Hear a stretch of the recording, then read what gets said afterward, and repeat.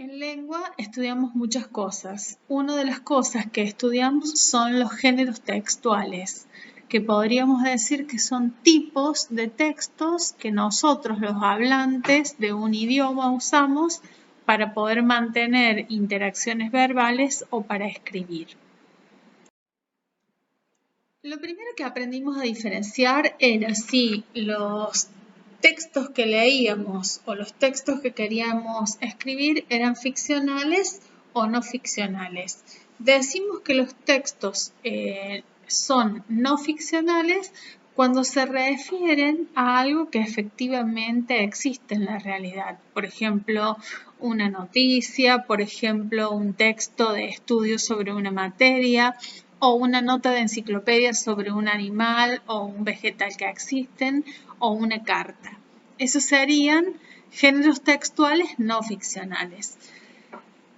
Por otra parte, tenemos algunos géneros textuales que son ficcionales. ¿Qué quiere decir ficcionales? Que presentan un mundo creado en el que a ciertos personajes le pasan algunas cosas, ¿sí? Esos géneros textuales ficcionales presentan situaciones imaginadas por un autor. Ese autor puede ser un autor individual, por ejemplo, Horacio Quiroga, o puede ser un autor colectivo como en los relatos tradicionales. Nosotros dentro de los relatos tradicionales ficcionales estudiamos desde primer año el cuento maravilloso, el cuento de animales, la fábula, la parábola y las leyendas. Todos los textos ficcionales que estudiamos, que eran relatos tradicionales en su mayoría, son narrativos, es decir, que cuentan una historia. Entonces, ¿cómo hago yo para darme cuenta cuando estoy leyendo un cuento maravilloso, cuando estoy leyendo una parábola? ¿O cómo hago para darme cuenta qué características tiene que tener el texto si yo debo escribir, por ejemplo, una fábula? Para eso comenzamos a trabajar con algunas categorías. Lo primero que tengo que ver yo es qué tipos de hechos, es decir, de cosas que ocurren en la historia aparecen. Vemos que en el cuento maravilloso hay hechos naturales, por ejemplo, una persona puede aprovecharse de otra y hacerla trabajar de más para no trabajar ella, como la madrastra de Cenicienta, y hechos sobrenaturales, como por ejemplo la aparición de la hada madrina que la viste con un golpecito de su varita mágica. La otra cosa que tengo que tener en cuenta son los tipos de personajes, ¿sí? En los cuentos maravillosos aparecen personajes humanos, como Cenicienta, maravillosos, como la hada madrina, animales que hablan, como por ejemplo el lobo de Caperucita Roja. Después tengo que tener en cuenta además cómo es el espacio, es decir, el lugar en donde transcurren los hechos que presenta la historia. En los cuentos maravillosos siempre es un espacio indefinido, es decir, un bosque, un palacio, una aldea. No sé en qué lugar del mundo está ese pequeño espacio en el que se desarrolla la historia. El tiempo en los cuentos maravillosos es un pasado remoto. ¿Qué quiere decir con esto? Quiere decir que los hechos narrados en la historia, las cosas que pasaron hace mucho, pero mucho tiempo según la historia. Por eso es que usan fórmulas de inicio como hace mucho, mucho tiempo, érase una vez, había una vez. Y finalmente, tengo que prestar atención en el caso específico de los relatos tradicionales al uso social, es decir, para qué fueron inventados. Los cuentos maravillosos los crearon las sociedades antiguas para enseñarles a los y las jóvenes cómo debían comportarse, es decir, qué cosas podían hacer y eran adecuadas y qué cosas no podían hacer porque eran inadecuadas. Entonces, si ustedes prestan atención, aquí, cuando yo quiero ver cómo es una fábula, vuelven a aparecer las mismas categorías. Cómo son los hechos, cómo son los personajes, cómo es el espacio, cómo es el tiempo y para qué se crearon.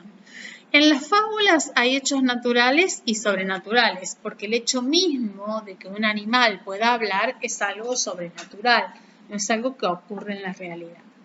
Los tipos de personajes más importantes, generalmente los protagonistas, son los animales que hablan, pero pueden aparecer algunos personajes humanos también. El espacio, es decir, el lugar en donde ocurre la historia, es indefinido. Un bosque, una casa.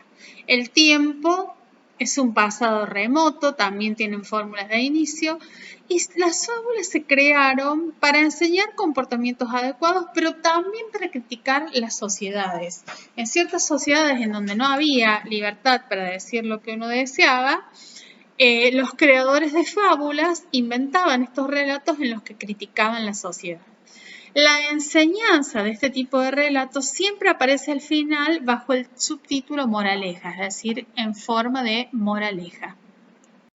Si aquí observamos, tenemos el género parábola y las categorías son exactamente las mismas. Entonces, yo tengo que ver cómo son los hechos para poder diferenciarlos de los otros tipos de relatos que trabajé.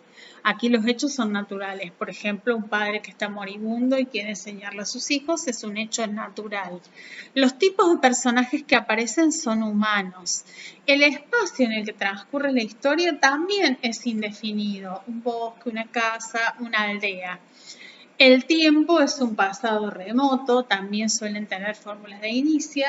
Y el uso social que tenía la parábola era enseñar los comportamientos que se consideraban adecuados. Pero la enseñanza es dicha por uno de los personajes, es decir, en el parlamento del personaje aparece la enseñanza. Finalmente, aquí tenemos el último tipo de relato tradicional que trabajamos el año pasado. Lo analizo de acuerdo con las mismas categorías para ver cuáles son las diferencias. Aquí aparecen hechos naturales y sobrenaturales. Por ejemplo, un hecho natural es que los hombres y las mujeres deseen disfrutar y vivir sin trabajar. Un hecho sobrenatural es la aparición de una diosa que en sueños se manifiesta y le dé indicaciones a Orpila sobre cómo alimentar a sus hijos. Los tipos de personajes que aparecen en la leyenda son seres humanos y dioses. En algunas leyendas universales también aparecen los semidioses, semidiosas, héroes o heroínas que son hijos de un ser humano y un dios.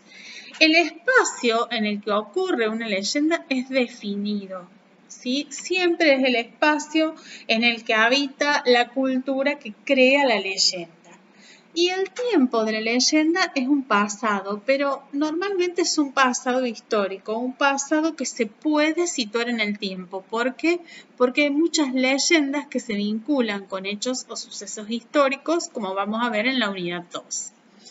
¿Para qué se usan las leyendas? En las leyendas se enseñan valores, se transmiten valores, sí, pero lo primordial, lo principal, lo más importante es que la leyenda procure explicar cómo ha surgido algo que hay en la naturaleza, por ejemplo, por qué y cómo apareció el colibrí.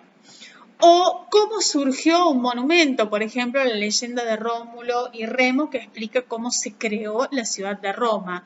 O también cómo surgieron ciertas costumbres, por ejemplo, la leyenda del algarrobo que nos enseña por qué surgió la costumbre de alimentarse de algarrobo. Entonces, es muy importante que cuando ustedes estén viendo textos ficcionales que cuentan una historia, piensen qué tipos de hechos aparecen, qué tipos de personajes aparecen, cómo es el espacio, cómo es el tiempo y cuál es el uso social. Porque pudiendo diferenciar eso, se van a dar cuenta si están leyendo un cuento maravilloso, o si están leyendo una fábula, o si están leyendo una parábola, o si están leyendo una leyenda. ¿Sí? Por ejemplo, Caperucita Roja aparece un animal que habla, que es el lobo. ¿Por qué es un cuento maravilloso y no es una fábula? Porque no aparece la moraleja al final, ¿sí? La intencionalidad didáctica, el deseo de enseñar, lo tiene que descubrir quien escucha el cuento, no está explícito.